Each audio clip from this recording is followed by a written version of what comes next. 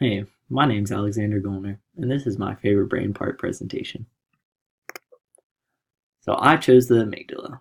The amygdala and I both share the uh, same first letter, A.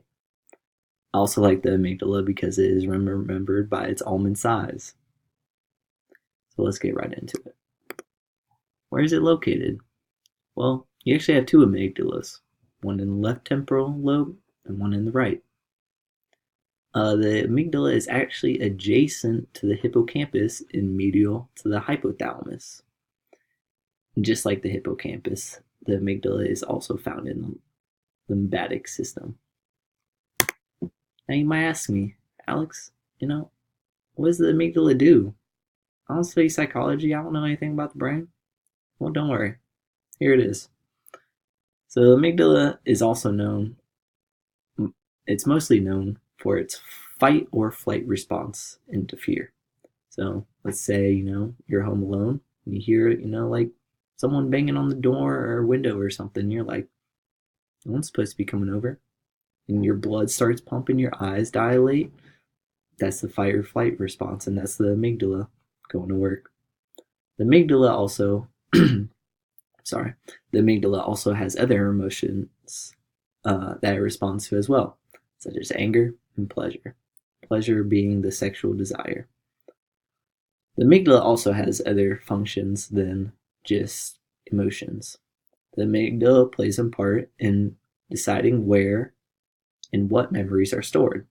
It's very important because in the previous slide, I mentioned that the hippocampus and amygdala are actually adjacent to one another. The hippocampus actually plays a big role in memory, and so in storing memory. I'm sorry. So the amygdala has to be close to the hippocampus for them to be able to communicate very freely and easily. So the amygdala has some disorders to them. I'm sorry, to it. These disorders can be caused by, um, let's say, your right amygdala is actually smaller, or you only have one, and that only one is in the left. That can help provide, or that can help these disorders come about. So some of the disorders that are characterized are obsessive compulsive disorder, post traumatic stress disorder.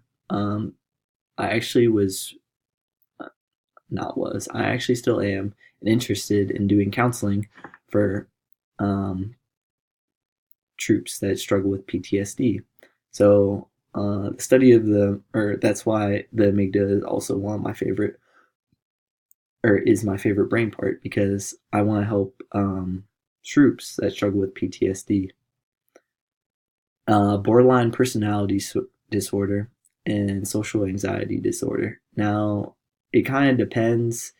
It it's not just one amygdala is gone or one amygdala is too small. Obviously, post traumatic stress disorder can happen from anything very traumatic in one's life. It doesn't just have to be that one amygdala is smaller, or one you only have one amygdala inside your brain. So let's go back to why I chose the amygdala. I actually don't experience the fight or flight response. And you might say, Alex, you're lying to me. Well, I'm not a liar.